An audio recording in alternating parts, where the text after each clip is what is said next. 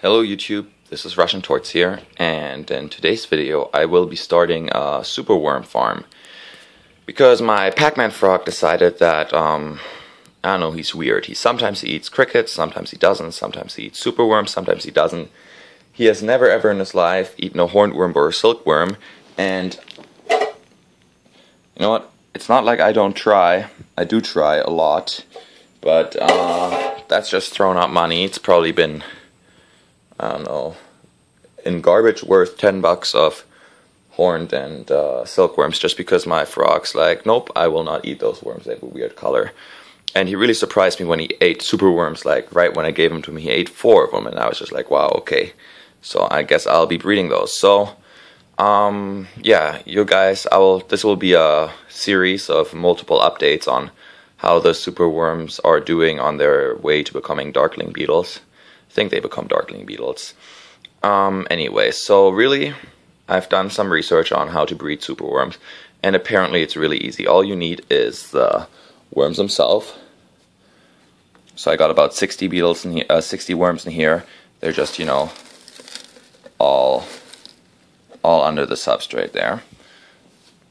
You need a tackle box. That's pretty much the easiest solution I found online.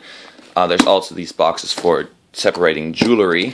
What you just need is a box with multiple single compartments. So this one has 23 compartments. It was the most I could find at the store. And then what you want to do is drill at least 1 hole per each compartment box. And I drilled 2 holes because the holes are really small and I want there to be good air circulation. Because, you know, the superworms do need oxygen while they're in here. Because you don't want to, you know, kill off all your superworms, which would really suck. And then you need some sort of storage container for the superworms themselves. Now, 3 boxes is pretty much all you need. I guess you could get away with 2, but I'd like having that extra box. So, in the bottom here, I'll put the darkling beetles themselves. In here, I'll put the baby superworms, and this is going to be the top I'll be feeding from with the adult worms. I was thinking of putting, my room's really cold right now, putting some sort of heat lamp on there, at least until it becomes summertime, because I live in the basement. It gets about 4 degrees Celsius at night in my room, which is retarded. Alright, anyways, so first thing you want to do is just get a tackle box. You don't need the drawer right away. And get your drill and drill 2 holes per compartment. And then you want to put 1 worm in each compartment. And I'll do that and show you guys what it looks like.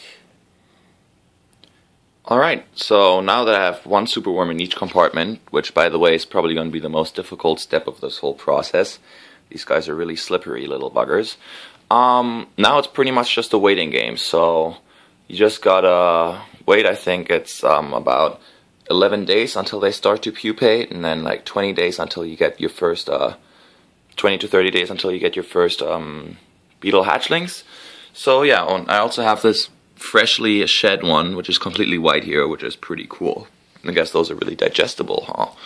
Anyway, so now I got my box here, and it has all the air slits at the top, which I drilled in, and now I can just close it.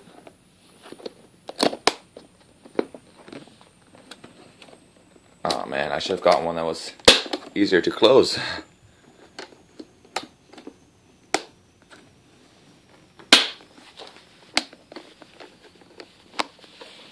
Sorry about that.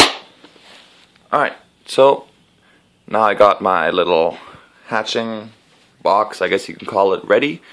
And I guess I'll move the leftover beetles into the top compartment. So I'll show you what that looks like, even though, you know, it's just beetles in a box. You can leave now if you want to, but just give me a sec. Alrighty, so here's what the tub looks like. What I'm doing pretty much for bedding is just oatmeal, which is what everyone does. And then that's fish food over there, just regular cheap tropical fish flakes as a source of protein.